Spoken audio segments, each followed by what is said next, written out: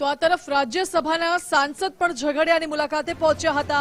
શક્તિસિંહ ગોહિલ ઝઘડિયા પહોંચ્યા, જ્યાં ભરૂચની દીકરી સાથે જે ઘટના બની છે તેને પૂરતો ન્યાય મળે તેવી માંગ કરી છે। શક્તિસિંહ ગોહિલે આરોપીને કડકમાં કડક સજા થાય તેવી માંગ કરી છે અને એ દીકરીને ન્યાય મળે તેવી પણ માંગ કરી છે। બાળકી સાથે બનેલી ઘટના ખૂબ જ શરમજનક છે।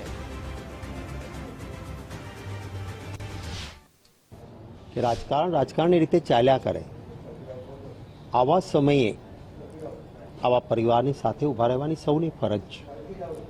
આવી જ ઘટના જ્યારે નિર્ભયાની દિલ્હીમાં બની હતી, એ પણ નિંદનીય ઘટના હતી, સરકાર કોઈની પણ હોય, પરંતુ એ વખતે ભારતીય જનતા પાર્ટીએ સમગ્ર દેશમાં એક રાજકીય રીતે જાણે કે કોંગ્રેસ પાર્ટીએ આ અપકૃત્ય કર્યું હોય એ રીતે આંદોલનો કરીને રાજકીય લાભ ખાટવાનો પ્રયત્ન કર્યો હતો।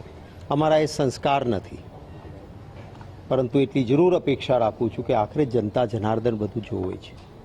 એક વર્ષમાં 169 બાળકીઓ ઉપર આપણા ગુજરાતમાં આવી ઘટનાઓ બની છે। આપ સૌ સાક્ષી છો, જે વડીલો છે એમણે જોયું છે, કોંગ્રેસની સરકારો હતી, રાત્રે 3 વાગ્યાએ દીકરી દાંડિયા રાસમાંથી, કારણ કે એ વખતે કોઈ એવો નિયમ નહોતો કે 12-1 વાગે દાંડિયા રાસ બંધ કરવા પડે, રાત્રે 3 વાગે દીકરી સાયકલ ઉપર કે ચાલીને ઘેર જતી, ઘટનાઓ ન બને, કારણ કે નિષ્ઠાવાન અને પ્રમાણિક અધિકારીઓ એ ફિલ્ડમાં રહેતા હતા। બદલી બઢતીમાં પોલીસ પાસેથી કોઈ પૈસા કે હપ્તા લેવાતા નહોતા।